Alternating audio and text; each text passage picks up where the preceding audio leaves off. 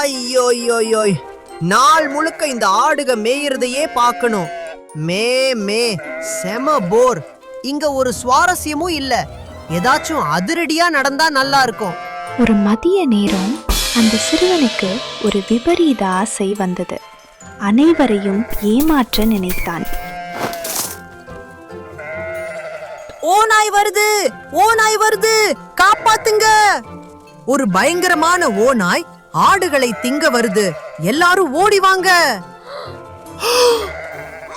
சத்தம் கேட்டதும் கிராமத்தினர் கையில் கிடைத்த கம்பு, பானை, துடைப்பம் என எடுத்துக்கொண்டு மலை மேல் பாய்ந்து வந்தார்கள்.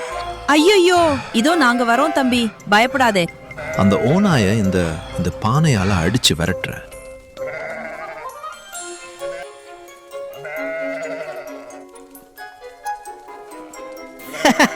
ஏமாந்தீங்களா? அங்க ஓநாய இல்ல. எல்லாரும் கோழி மாதிரி ஓடி வர்றத பார்க்க ரொம்ப வேடிக்கையா இருக்கு. இது பொய் சொல்லாத தம்பி. அடுத்த முறை நிஜமாவே ஓநாய் வந்தா நாங்க உன்னை நம்ப மாட்டோம். ஊர்க்காரங்க செம்ம கடுப்போடு கீழே இறங்கினாங்க. ஆனா அந்த சிறுவன் திருந்துவானா? மாட்டான். அடுத்த நாள்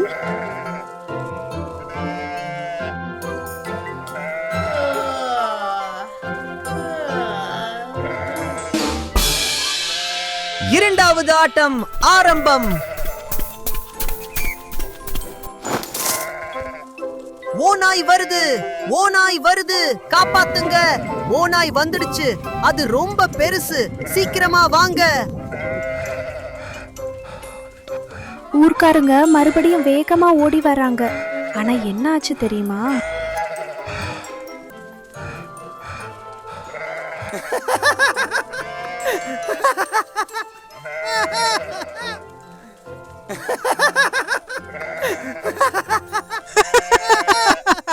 மறுபடியும் ஏமாந்துட்டீங்களே. உங்க மூஞ்சிய பார்க்கணுமே. போதும், உன் விளையாட்டை இதோட நிறுத்திக்க. இன்னொரு வாட்டி நீ உதவின்னு கத்துனா நாங்க கண்டிப்பா வரமாட்டோம்.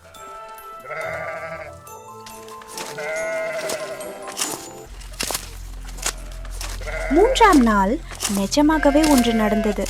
புதருக்கு பின்னால் இருந்து ஒரு ஓநாய் வந்தது.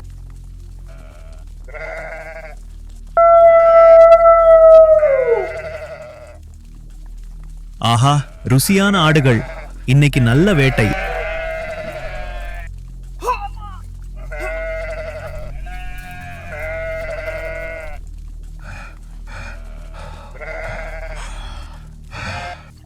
ஐயோ, நிஜமான ஓநாய் வருது, ஓநாய் வருது. தயவு செஞ்சு காப்பாத்துங்க. இது விளையாட்டு இல்ல, நிஜமா சொல்றேன். கிராமத்தில் அவன் குரலை கேட்கிறார்கள். ஆனால் அந்த பையனுக்கு இதே வேலையா போச்சு. எங்களை மறுபடியும் ஏமாத்த பாக்கியா? நாங்க வரல, ஆளவிடு.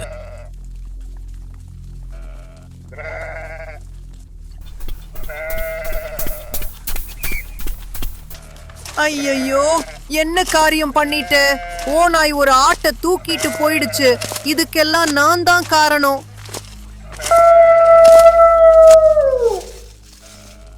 சிறுவன் மிகுந்த வருத்தத்துடன் கிராமத்திற்கு திரும்பினான்.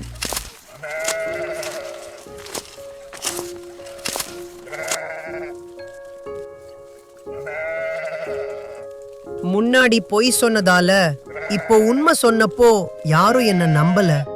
என்ன மன்னிச்சிருங்க. நாங்க உதவ நினைச்சோம், ஆனா திரும்ப திரும்ப பொய் சொல்லி எங்க நம்பிக்கையை உடைச்சிட்ட.